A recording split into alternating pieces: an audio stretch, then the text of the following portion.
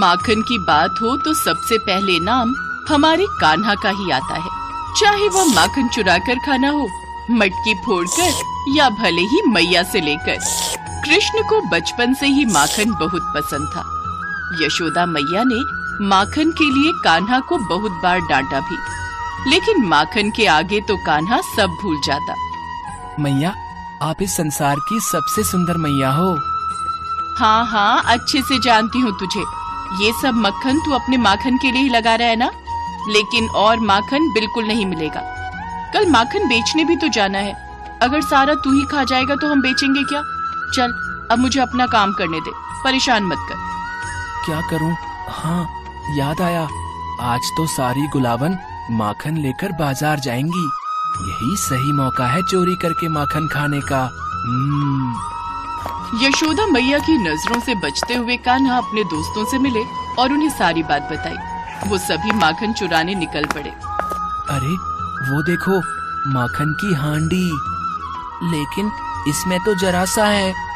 अरे जो भी मिल रहा है उसे खाकर जल्दी से निकल चलो, नहीं तो मैया को पता चला तो इतने डंडे पड़ेंगे कि हमेशा के लिए माखन चोरी करना भूल जाओगे। कुछ देर बाद एक औरत यशोदा के घर आई। यशोदा, तेरा कान्हा फिर मटकी से माखन चुरा कर खा गया और ऊपर से मटकी भी फोड़ गया। अब इस नुकसान की भरपाई कौन करेगा? ओहो, मैं तो इस कान्हा के माखन चोरी से परेशान हो चुकी हूँ। सुमित्रा बहन, तुम अपने माखन की मटकी को रस्सी में बांधकर ऊपर लटका दिया करो, जहाँ कान्हा उस तक पहुँच ही ना पाए।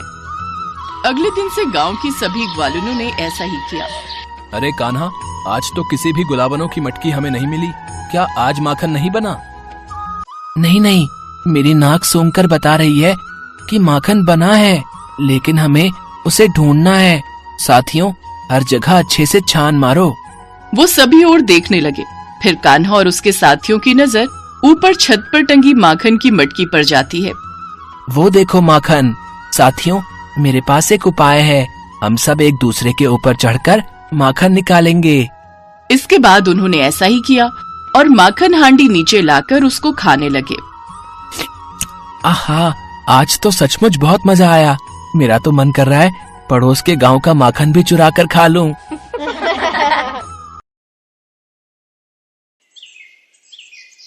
गोवर्धन पूजा भगवान श्री कृष्ण को गोवर्धन नाथ के रूप में पूजने का त्योहार है। कहते हैं कि जो व्यक्ति गोवर्धन पूजा के दिन भगवान श्री कृष्ण के इस रूप की पूजा करता है, उसके सारे कष्ट दूर हो जाते हैं।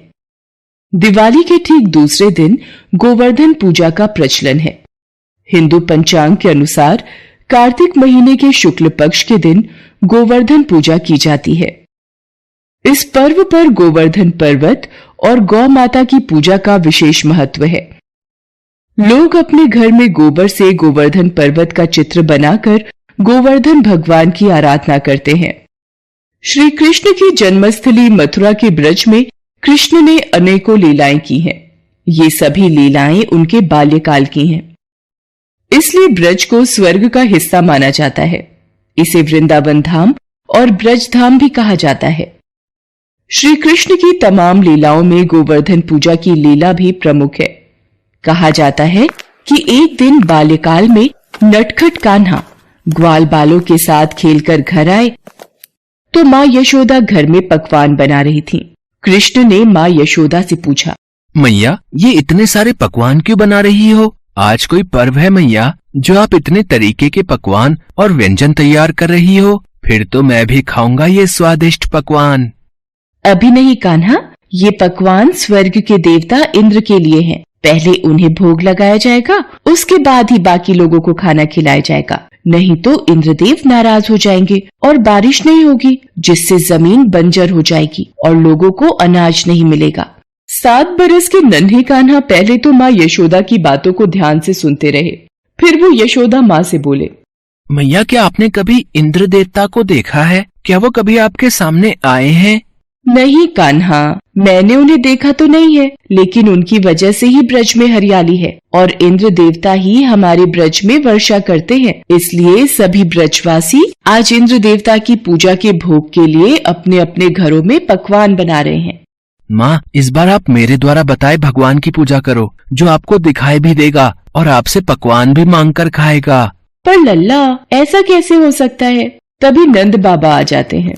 क्या बातें हो रही हैं यशोदा, तुम दोनों माँ बेटों के बीच में? क्यों कन्हैया, आज फिर से किसी का माखन चुरा कर खाया है क्या? या फिर किसी गोपी ने तुम्हारी शिकायत यशोदा से की है? नहीं बाबा, मैं तो बस मैया से ये कह रहा था कि इंद्र देवता की जगह गोवर्धन भगवान की पूजा करेंगे तो वो आप लोगों के हाथ के बने पकवान स्वयं मांग कर खाएंगे, और देखना मेरे बताए देवता को पकवान भोग लगाने से इस बार अपने ब्रिज में पहले से भी अधिक वर्षा होगी।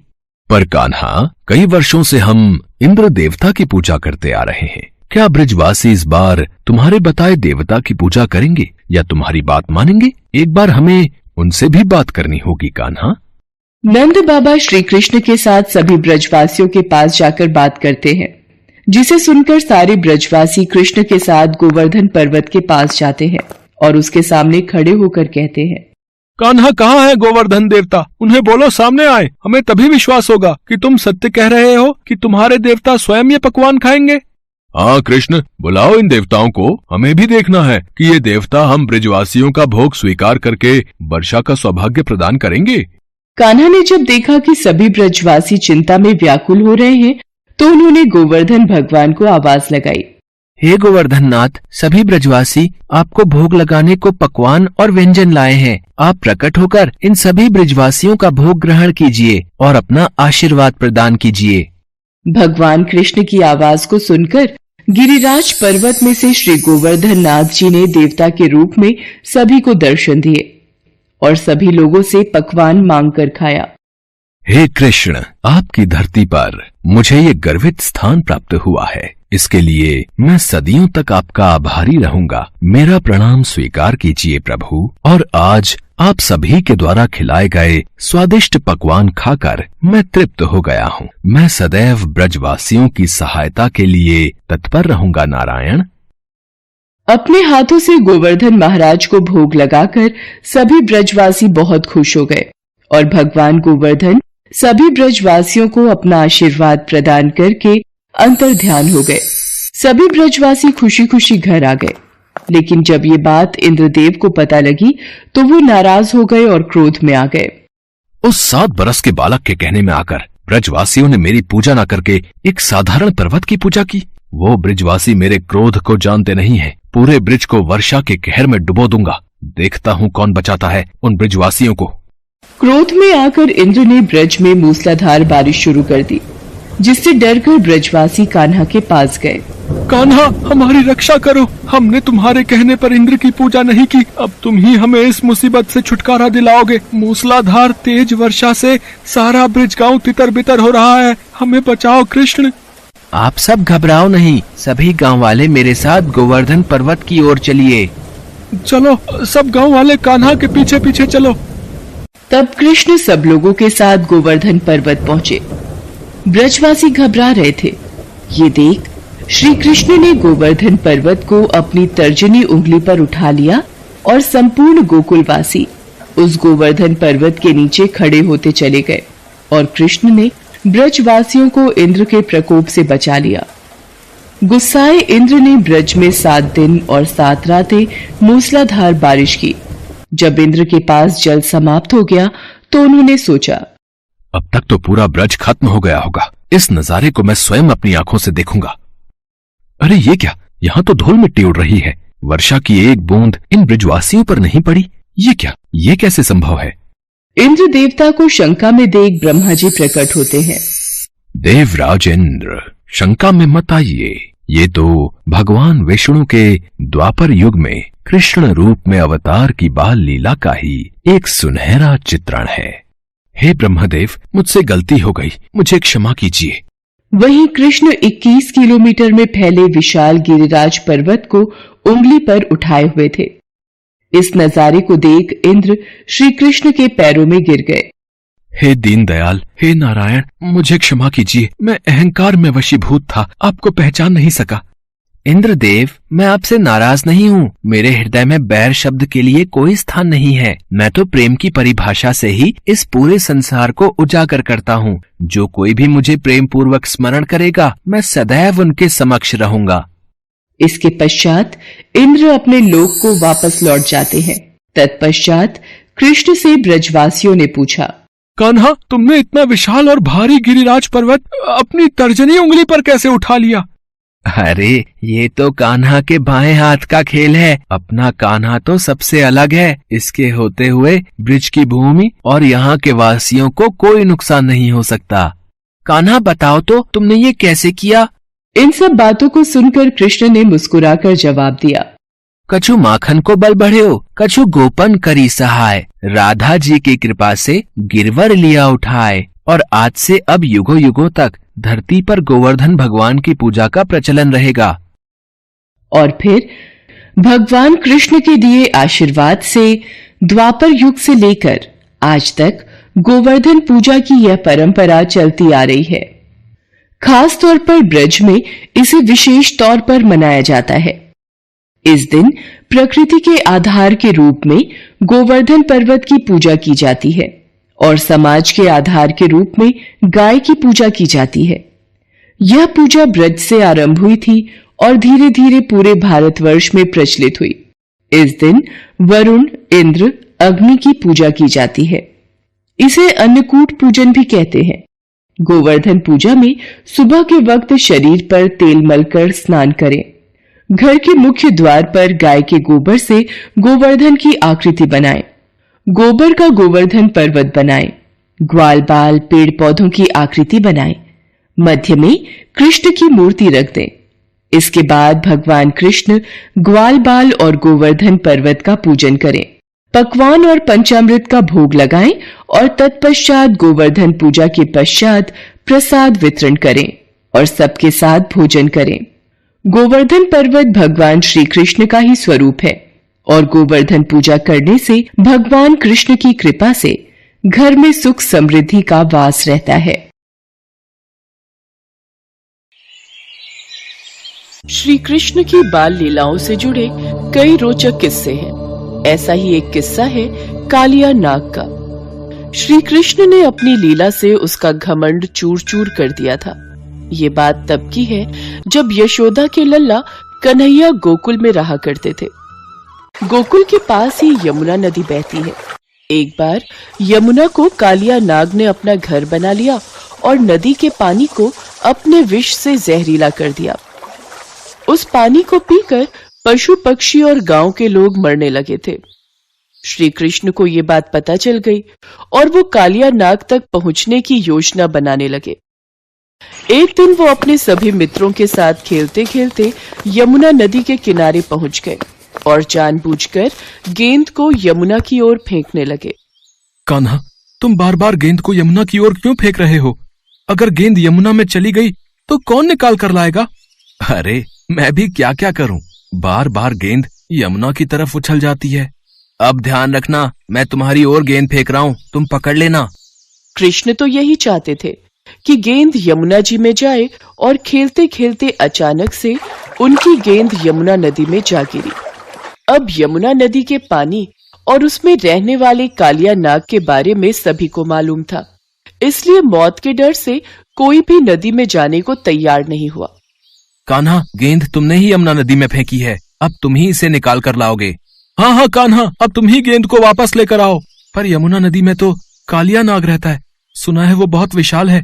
अगर कान्हा यमुना नदी में गया तो कालिया नाग कान्हा को खा जाएगा। घबराओ नहीं, कालिया नाग मेरा कुछ नहीं बिगाड़ सकता। तुम सब यहीं ठहरो, मैं गेंद लेकर आता हूँ। कान्हा के सभी मित्र उन्हें यमुना में जाने से रोकते रहे, पर भगवान कृष्ण नहीं माने। वो कदम के वृक्ष के ऊपर चढ़े और नदी में छलांग लगा दी।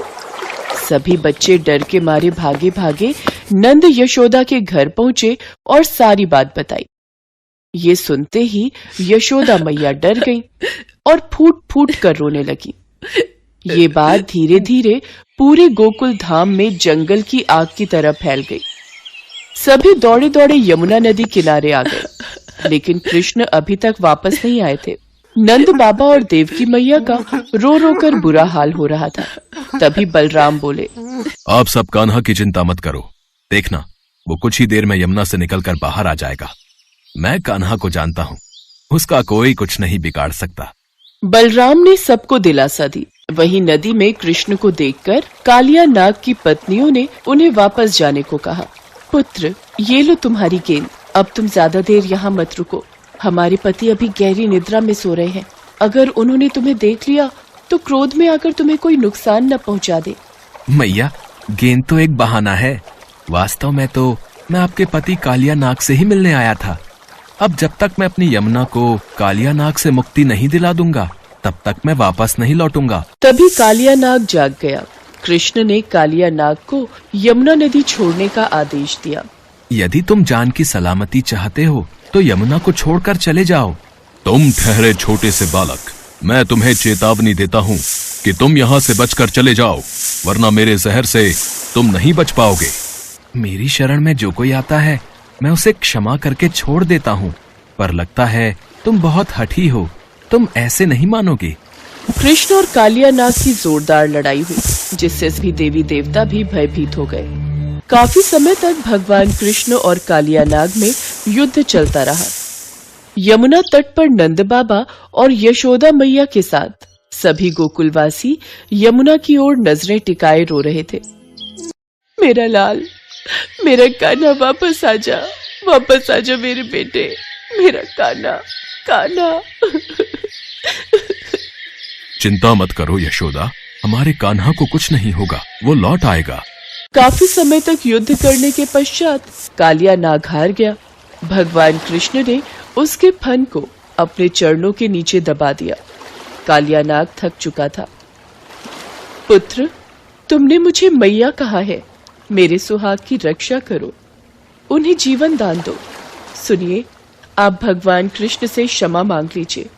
ये कोई साधारण बालक नहीं, ये तो साक्षात नारायण का अवतार है, जिनके दर्शनों के लिए सभी देवी देवता, प्राणी और समस्त लोकवासी व्याकुल रहते हैं।